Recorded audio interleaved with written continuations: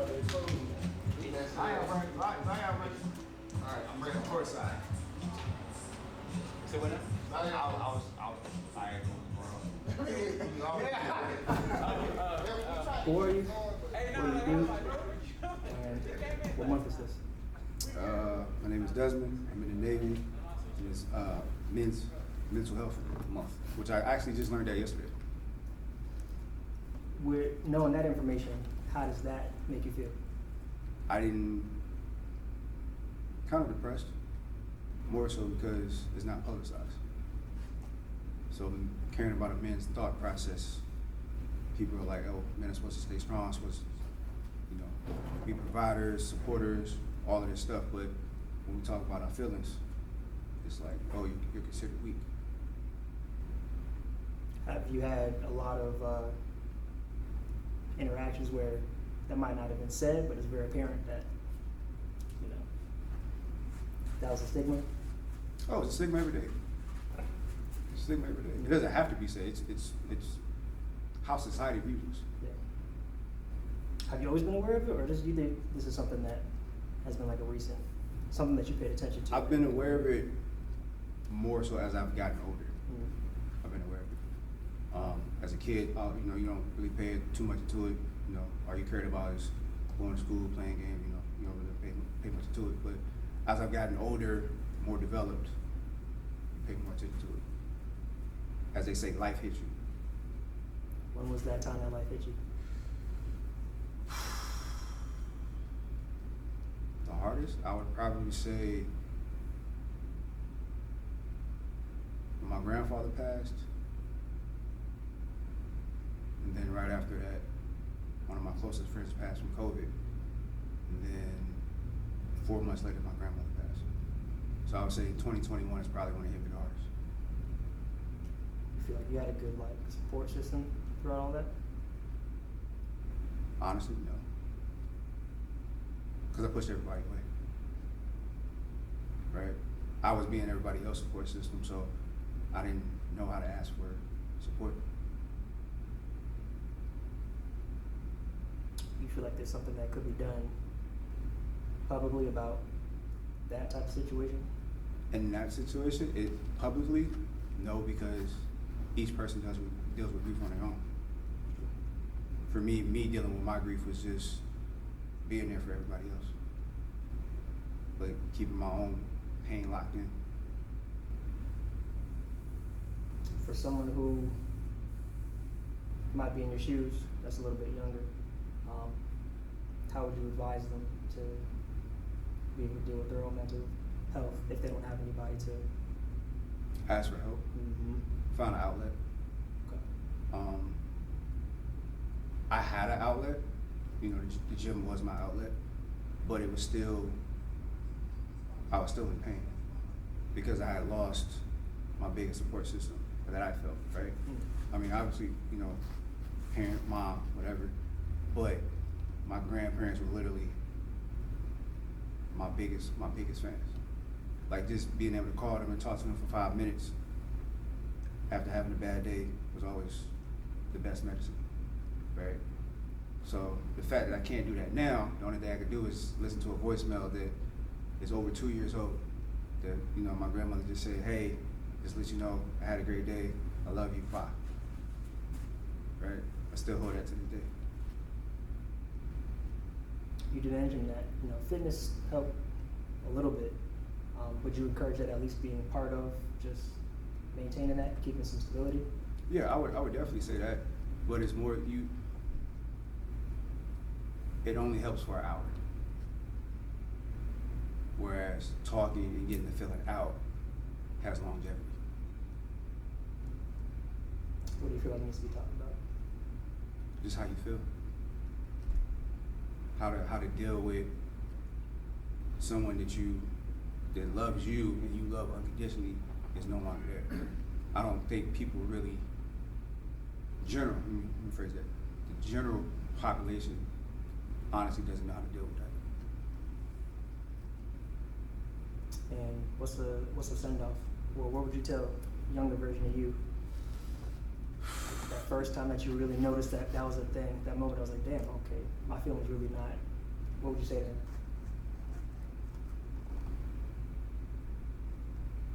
Get help. Do it? Get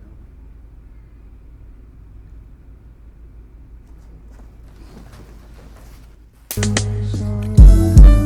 Hey, Miss Walker, thank you for wanting a verse from me. Apologies. How's everybody feeling? Good. Sort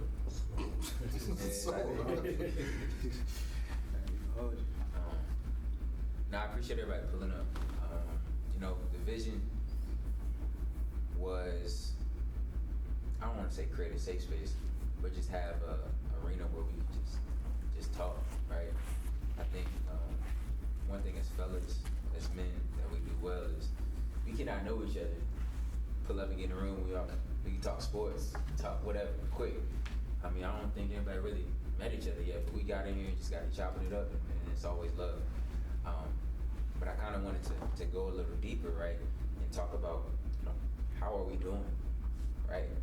What are some of the stressors that we deal with? I think as men, we embody a lot, we take on a lot, from responsibilities, we take care of kids, family, the whole nine, right? The world, right? Going out here in the world every day it's a war going on outside. You know what I mean? You got to be prepared for battle mentally, right? And so I just wanted to get in front of y'all and just talk about it, right? Maybe you hear a perspective from somebody that helps you, or you just get a space to just let it out and know that it's good here, right? And that somebody else is going through something similar. And I'll just start with myself. I think sometimes, especially in the era of social media, right? People see, and it's a highlight reel, right? You show like your accomplishments, the good, the good of your life, right? But people forget that you're human, right? About a month ago, I lost my mother, and for real talk, man, what I kept thinking about, bro, Derek, when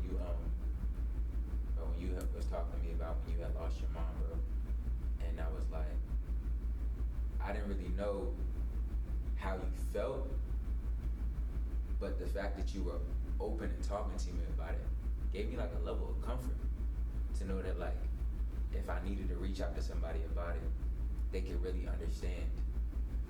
Cause like as an entrepreneur, like on all the things that we have to do every day to get it, like it starts and ends with us, like that was a gut punch.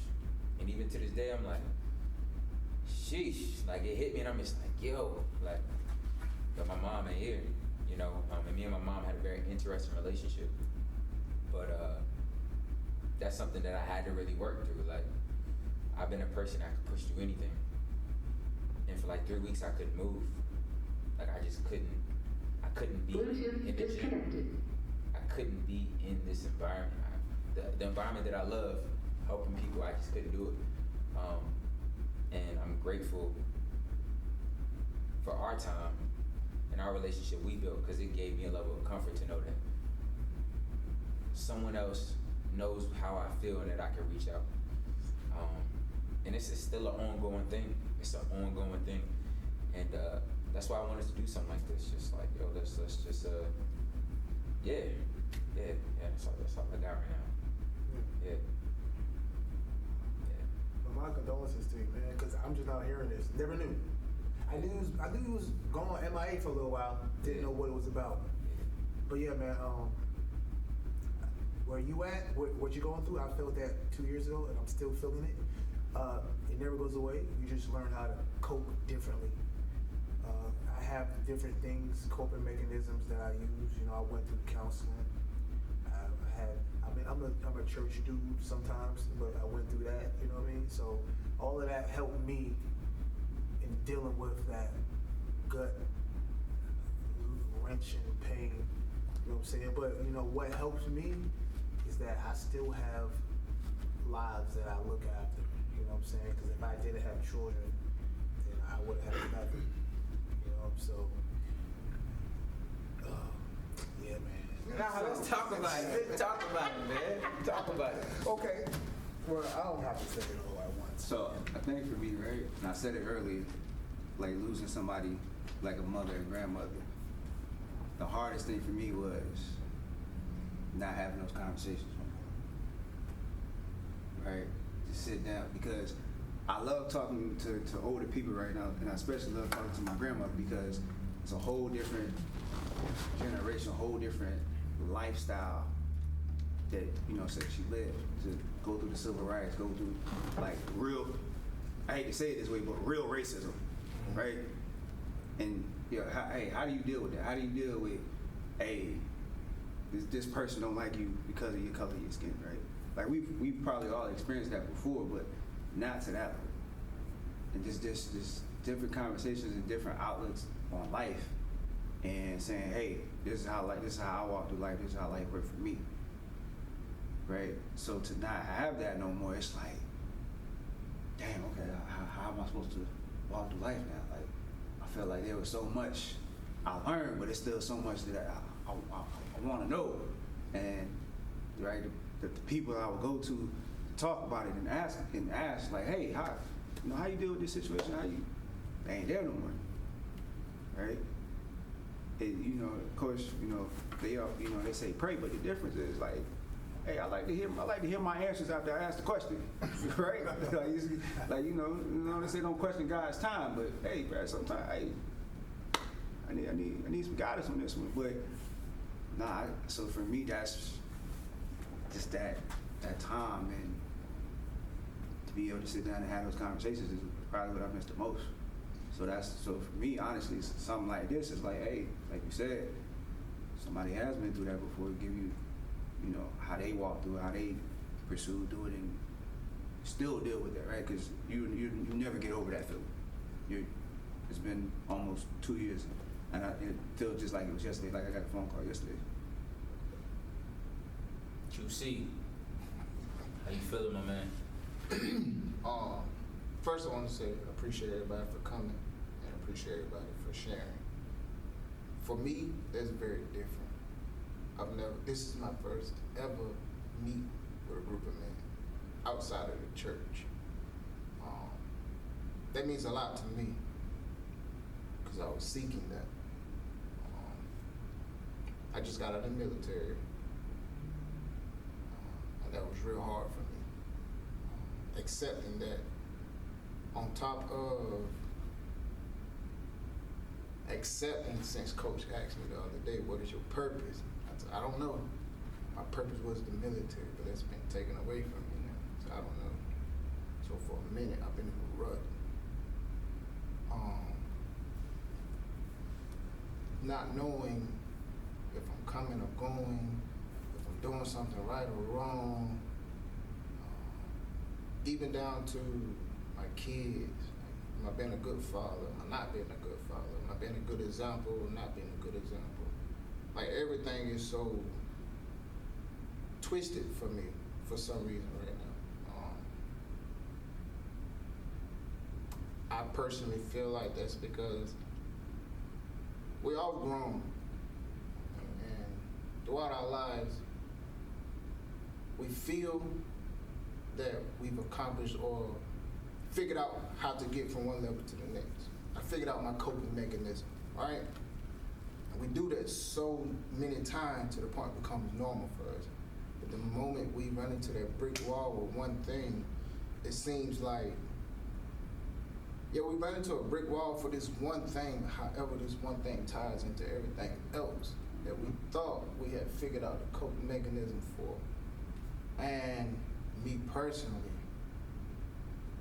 I don't have nobody to go to figure those things out.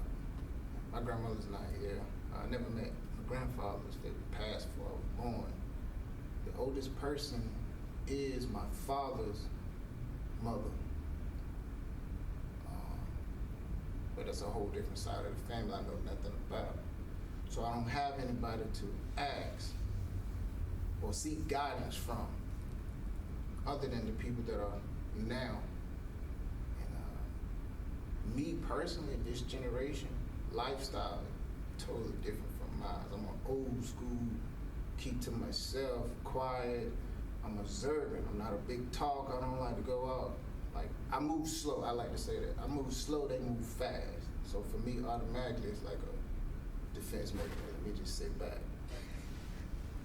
Once they slow down, then I might come. So I'm still trying to figure it out, how to maneuver through it all. Going to the gym, like you said, that's only an hour. Before the gym and after the gym, you're still by yourself. You're still in your head, whether it's in your house or in your car or whatever. You're still by yourself. And for me, things get real loud. But I'm appreciative. Again, Coach had no clue our conversation was gonna go the way it went that day. I had no clue I was gonna get invited to this men's, I'm gonna call it fellowship. So I'm grateful for just those two opportunities. But What you got, my man? Terrence? Terrence, 2.5 years ago, I lost my big brother to colon cancer. Didn't know that it was in the family. He was served in the military, so was a vet. Got his 100%. They went to Iraq. But when he was going to Iraq, I was going to spring break down in Florida. So we were supposed to go to spring break together and stuff, but he couldn't go. His unit got called. They got hit with something. It was probably back in 2003, 4. So got hit with some. One of the guys got killed by a mortar.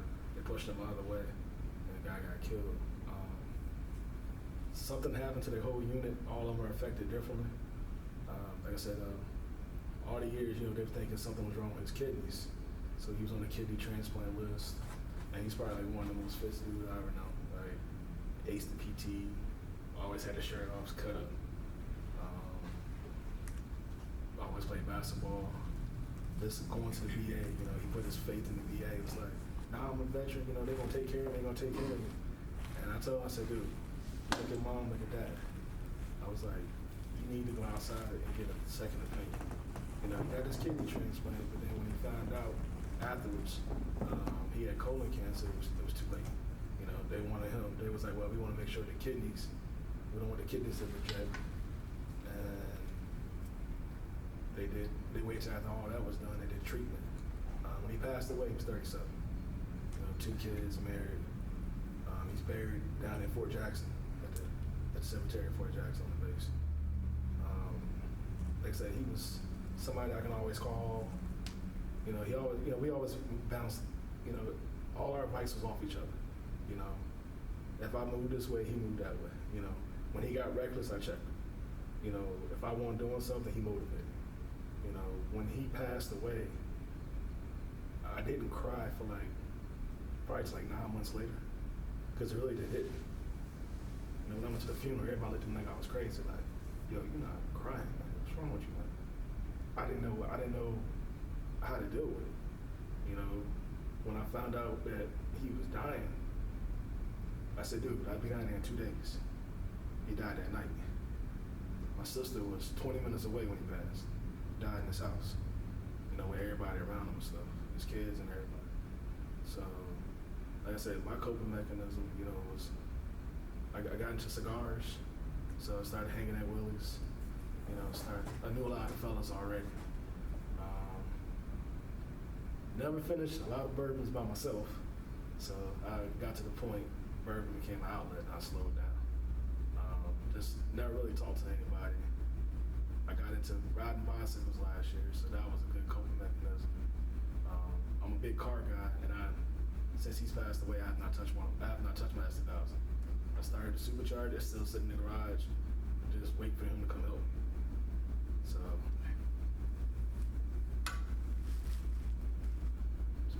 but I want to appreciate you for inviting me out here. So, not trying to get too emotional.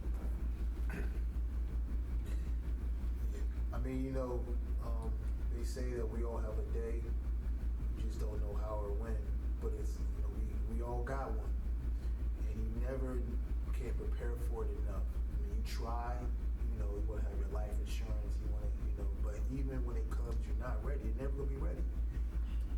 But as hard as it is, losing my mom, and my mom, was a single parent. Like, my dad is alive, but we weren't close, so it was only my mother. So I lost the only person that knew me since birth. but I know I have to continue on.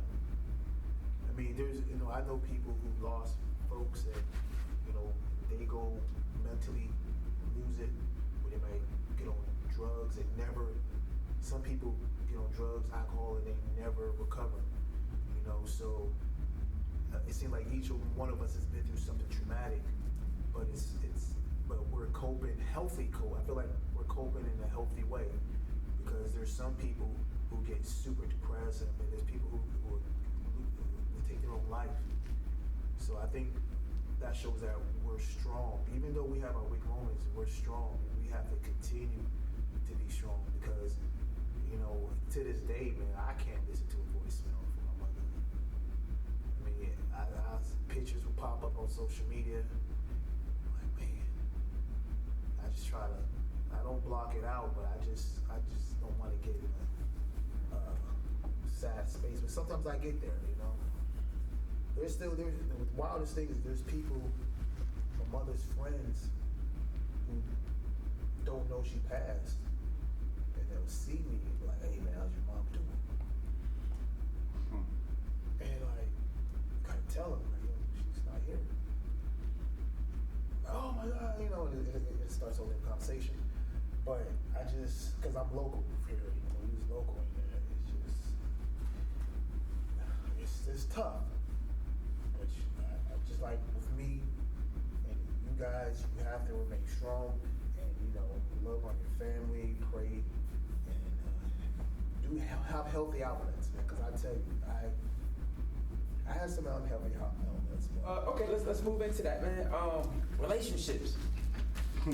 Relationships. Man. How do you navigate, lead, follow? How do you deal with a relationship in 2023? Because that internet is undefeated, boy. And it's got people thinking whatever Justin L. done posted One thing on the I can say, internet. my wife don't have social media. So that's a plus. Like, we've been married almost 13 years. And every time I'm on my Facebook or someone, let me see. No. She'll be like, what you looking at? But, she don't have social media. She's the type of person that the only thing she got is a LinkedIn account because of her job. Other than that, she don't do social media. So, like I said, I do a lot of things. I used to post a lot on social media. I used to have like a cooking segment that I would cook one Sunday. Next Sunday, everybody else would cook it. Come back and report to me. I even started doing it on Snapchat, and I stopped doing it. Our thing is, pandemic, we said it gave us a lot to think about because, we wasn't moving anywhere. It's like the world stopped. So my wife, she started smoking cigars with me. So we go out on the porch, just talk about everything. Everything was hands off. We didn't get mad at each other. We don't want to go to bed, not knowing what if you have like a negative thought, let it out. This is your time. So we got real close during that time. We also gained a lot of weight too. We gonna get that right though. Yeah. We also gained a lot of weight.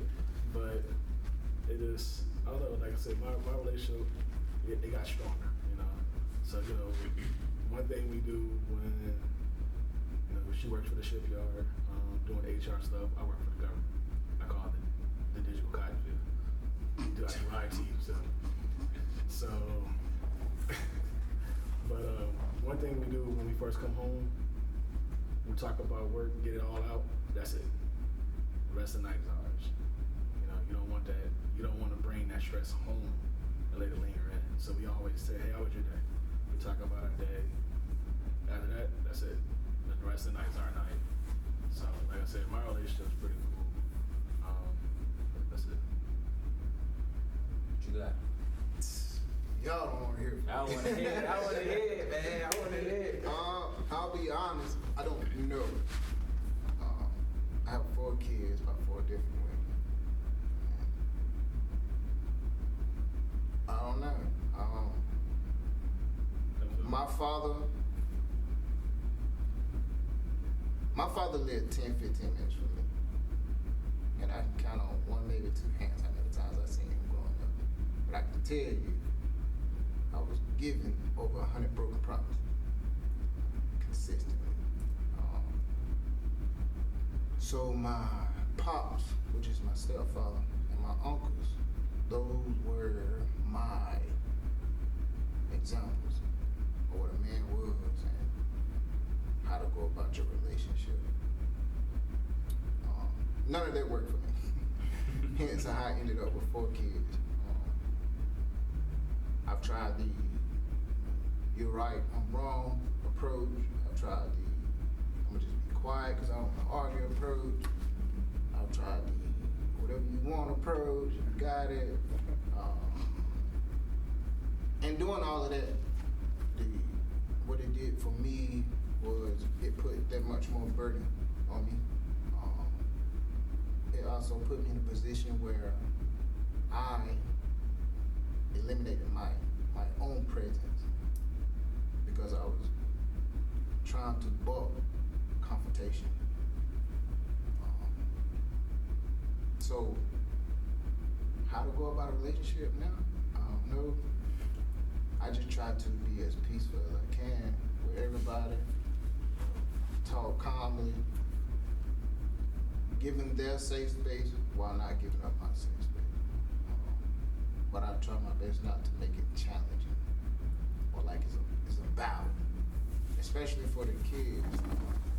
I lost my oldest daughter recently, custody-wise. And it was all just because her mom kept threatening to not give her back to me. So I said, well, I'm only left with one thing to do, and that's go to the court. And the court let me down. But that was a blow for me, mentally. And I feel like for my daughter, it made her look like we were constantly fighting when it really wasn't a fight. But that image that she had to see and witness on top of the world, what they're gonna say it is, it just put a stain on her, type of thing. And it probably affects our relationship. When at the end of the day, all I was trying to do was the right thing, quote unquote. So, yeah, how to sustain a healthy relationship? I don't know. But I'm going to propose, whether it's friend relationship with your wife, fiance, whoever, sister, brother, uncles, whoever, everybody should go to counseling. Individual counseling and group counseling. Because you never know what you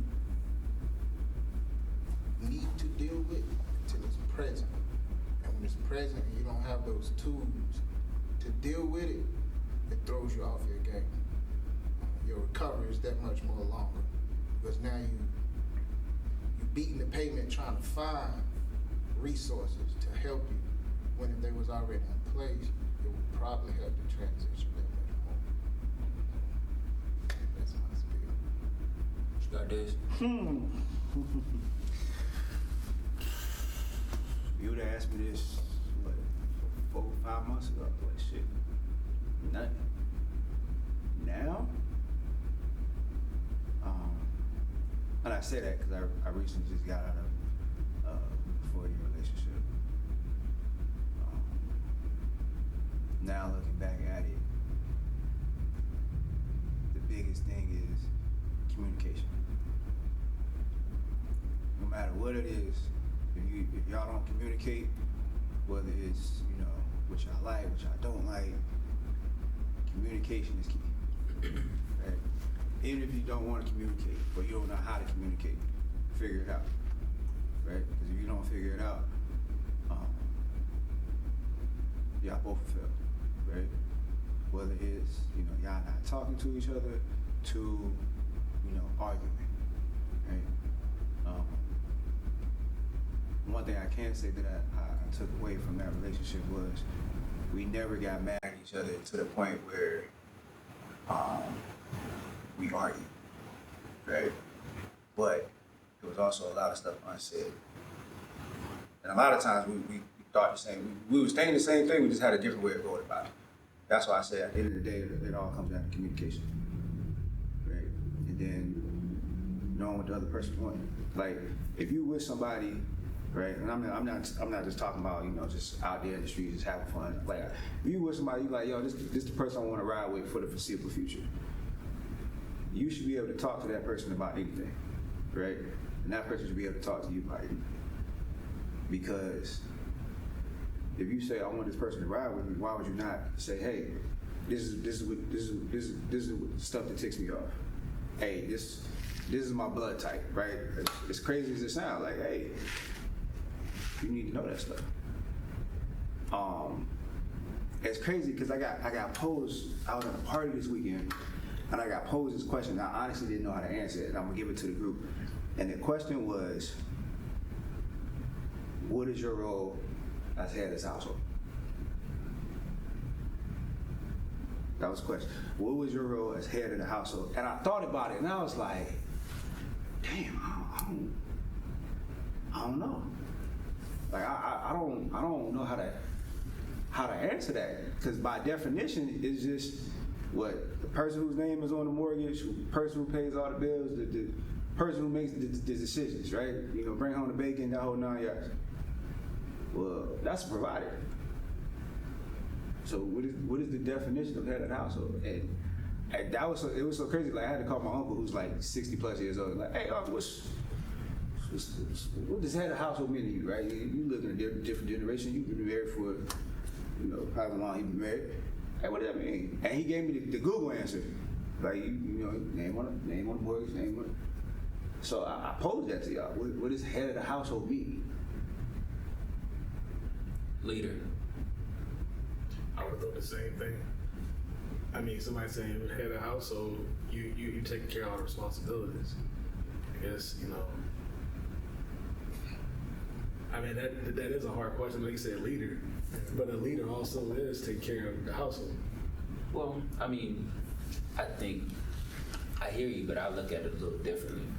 As a leader, you have to understand when to rev it up and when to rev it back, right? So I think most of us have talked about like our elders and how they've helped guide us in some shape or form, and I think that comes with like a kind of the old school viewpoint of relationships.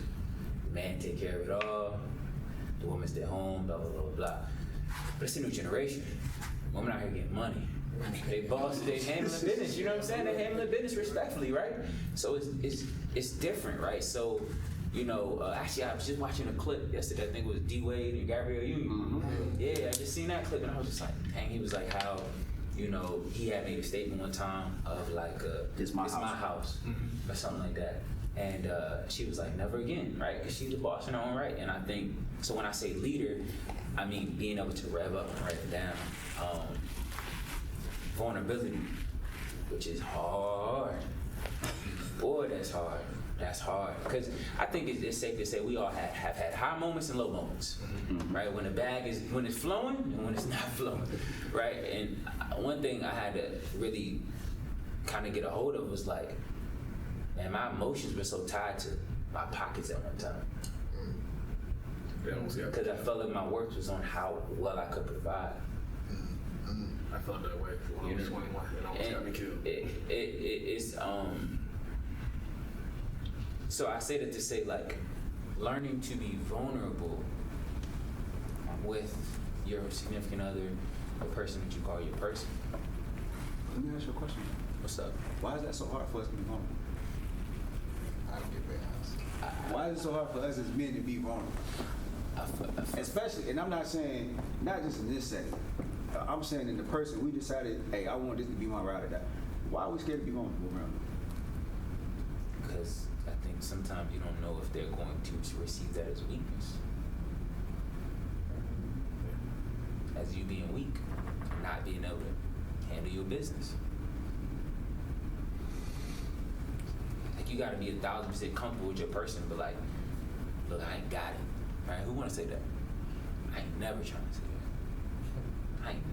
say that. Like, I always got it. it's Oh, I'm gonna figure it out. I'm gonna figure it out. Right. I'm gonna figure it out. Right, but that's in the financial sense, right?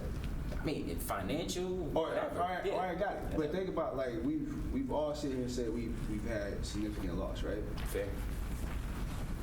And why would we not want to be? Why are we afraid to be vulnerable during that time? I didn't know how to express. I didn't know. I didn't think it was real. So I didn't know what to do at all.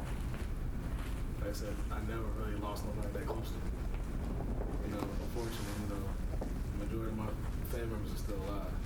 In the last 4 years, my granddad on both of my sides passed away. I didn't go to my granddad's funeral on my dad's side because I wasn't close to him. I'm not close to my dad at all. I'm close to my stepdad. I went to my granddad's funeral and nobody cried because it was funny. Because, no, I'm saying, hear me out. No. It was not funny that he passed away. It was funny because he found out he had 22 kids.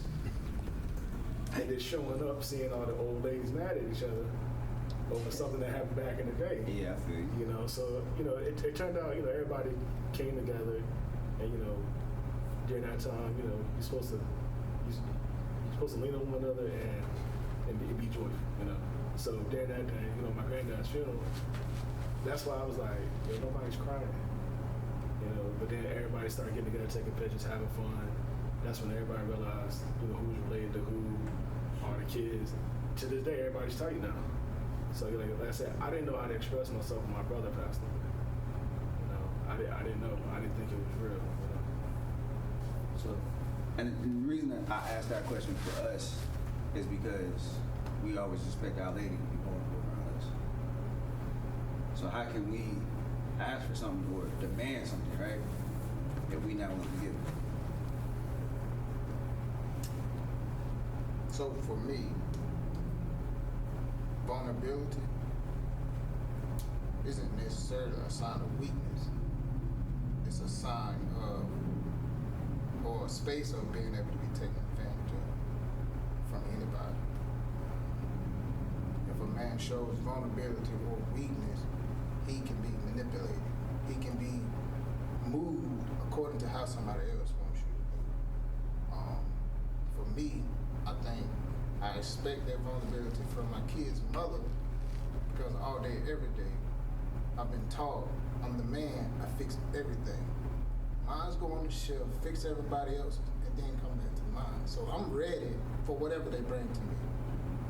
I got the energy, quote unquote, have the energy to fix whatever situation they come.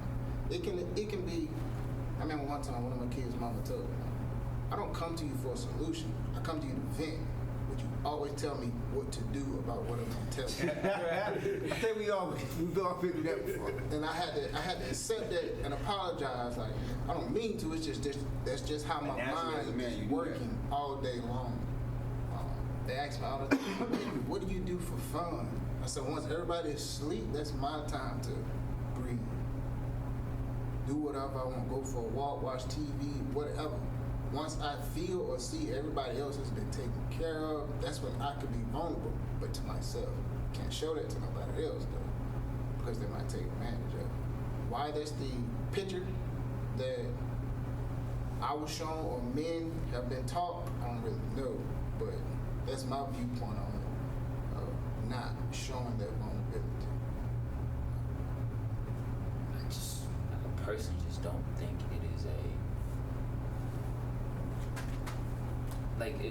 yeah, I say we should show vulnerability, but I'm good with not showing it.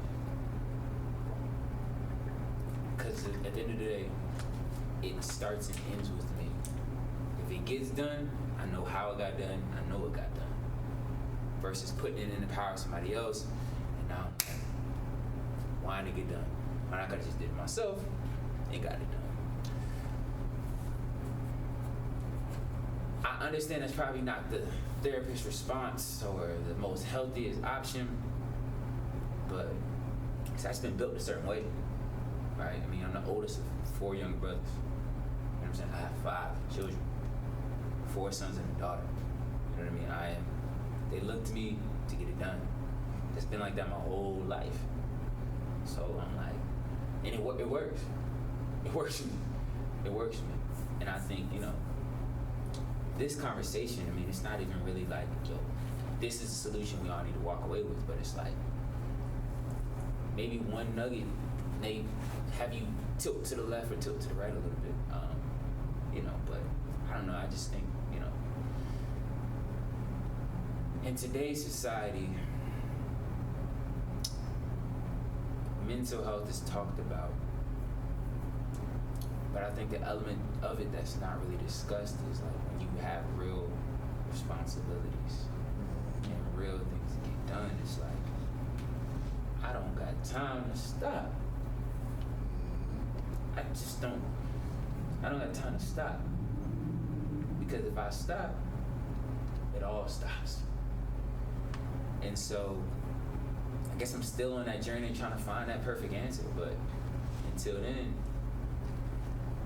this train gonna keep rocking. It's gonna keep rocking. And again, I know that ain't the healthiest answer or healthiest response, but until somebody walks in my shoes and understands what that feels like, show me a different answer, right? Show me a different answer. What works for you may not work for somebody else. And again, I didn't want to keep everybody long, right? I just kind of wanted to spark something, right? Maybe we do this again, you know what I'm saying? Maybe we make this a bi-weekly thing, monthly thing. We met at Willie's. Yeah, we met at Willie's, yo. We met at Cigar Bar is my outlet. Like, I go there by myself, pull up, look, don't wear that. In Tech Center? Oh, that one. Yeah, I go in there. Five Guys? Yep. Yeah. No, not Five Guys. We're Five Below, Mushroom, Whole Foods. Okay. It's right there. Yeah. Oh, Newport News. Yeah, Newport News. Okay, I'm thinking. You think about Emerson's. I'm thinking PC. Think about Emerson's, yeah. Yeah. This is nice. Yeah, that's my spot. That was my go-to spot, right? I go in there, look, don't nobody know me. Yeah. I ain't coach. I ain't doing none of that. Yeah. I'm in there just chilling. Just be chopping it up. And so again, like I said, I didn't want to hold y'all long tonight, but I just wanted to spark something. And hopefully we can keep this thing going. Like I said, for me, the vision for Flawless Fitness was always bigger than fitness. Fitness is just the piece that we all do, a common thing we do, right? But I want to create a community and environment where we can just be ourselves. And I understand that there's elements to that, right? Because again, you won't see me bust open on it. It's just what it is. But I appreciate y'all. We gotta do this again. Anybody want to give me last words? Anything you want to say? Appreciate y'all all for coming and sharing everything. Likewise. Facts. Yeah. Close us out there. What you got? Hey man, stay strong, guys. Man. I know we're a mixture of married, engaged, not engaged, single. It's a lot of. I mean, you touch on social media. I just know, I'm a single guy. I don't want to be single, but it's hard out there, man. Because I always used to just go out there, she bad, but now, man, that's not it. That's not it, bro. It's a trap. So I commend people in relationships, man, because we out here trying to find that one, and because the Bible says help me, and I think that's true, man. Because we ain't supposed to be out here alone, man. We be out here, we messing up. And this was good, man. Yeah, and man, because we always trying to get money. We trying to not get. We gotta try to watch our backs. It's real. Cause there's people out there that's doing stupid stuff, man. People getting robbed, and man, I know people getting robbed just because people don't got it and they don't want to work for it. They want to take what you got. Bro, I've never been a gun dude, but I got two now just because. So it's so much going on in this world, man. Keep your head on swivel, stay prayed up, and use condoms, bro. That's all I got. God is real and he using me for a bigger purpose. So fuck the world that would have you think that a nigga worthless. Sometimes Sometimes I think that these verses can help a person way more than the ones they reading in churches on days of worship. No disrespect to the Lord and Savior, that ain't just ego. I just observed that the words no longer relate to people. Cause modern times be flooded with dollar signs and social media stunting. My niggas just wanna shine.